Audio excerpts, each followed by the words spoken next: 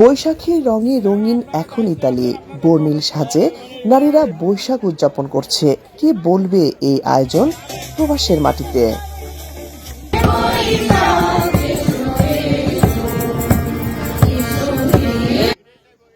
রোমে দিনব্যাপী এই আয়োজনটি করেছে বাংলাদেশ প্রবাসী কল্যাণ পরিষদ।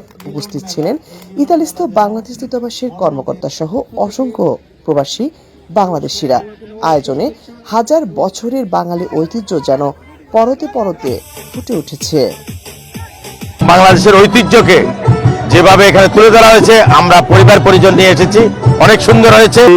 নবাগত সন্তানরা এই দেশে জন্মিয়েছে, তাদের মাঝে আমরা যে বৈশাখকে আজকে রিপ্রেজেন্ট করতে পেরেছি, এজন্য আমরা ধন্যবাদ জানাচ্ছি সবাইকে।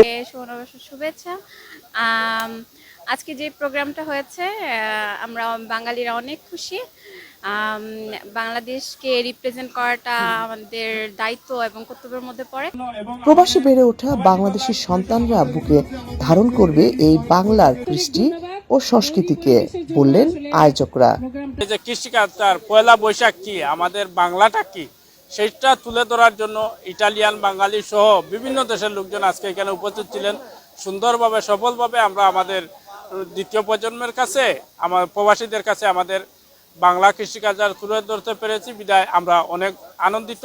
শত প্রতিকূলতাকে পেছনে ফেলে প্রবাসের নিজস্ব সংস্কৃতিকে তুলে ধরতেই সবাইকে এগিয়ে আসতে হবে, বললেন প্রবাসীরা। শত ব্যস্ততার মাঝেও আমরা যে সামাজিক কর্মকাণ্ডগুলি যে আমরা তুলে ধরতে পেরেছি, সেই জন্য আমি আমার সংগঠনকে অনেক কৃতজ্ঞতা ধন্যবাদ জানাচ্ছি। পাশাপাশি চাইবো যে আগামীতে যাতে আরো সুন্দরভাবে আমরা নববর্ষ এবং আমাদের সামাজিক যে কর্মকাণ্ডগুলি আছে এবং আমাদের দেশীয় যে সংস্কৃতি, সেটাকে লালন করার জন্য যাতে আমরা সামনের দিকে আরো সুন্দরভাবে করতে পারি। রোমের, ইটালির প্রবাসের প্রত্যেকটি সংগঠন যেন এভাবে এরকম আয়োজনের মাধ্যমে বাংলা সংস্কৃতিকে যেন আরো ফুটিয়ে তুলে, এটা আমার প্রত্যাশা।